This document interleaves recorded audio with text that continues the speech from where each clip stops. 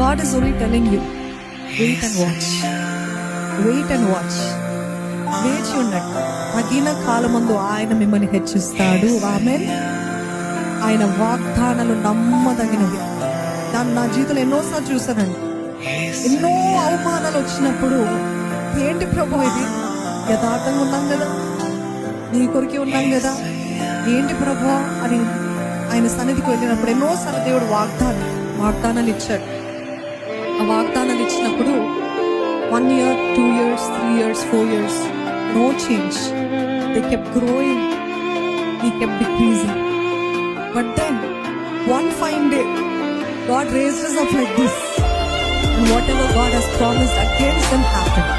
I'm not happy that it happened, but I'm saying God is only saying wait.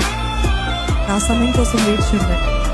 నేను నిన్ను హెచ్చించే దేవుడు, నేను నిన్ను ఘనపరిచే దేవుడు.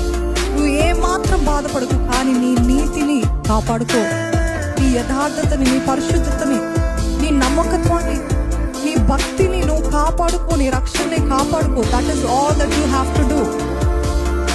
Don't worry about others being blessed. వారు ఆశించేది మీరు దేవునికి నమ్మకం ఉన్నారా, అది ఇంపార్టెంట్. మీరు దేవుని ఎదుట యథార్థంగా ఉన్నారా, అది ఇంపార్టెంట్ అండి.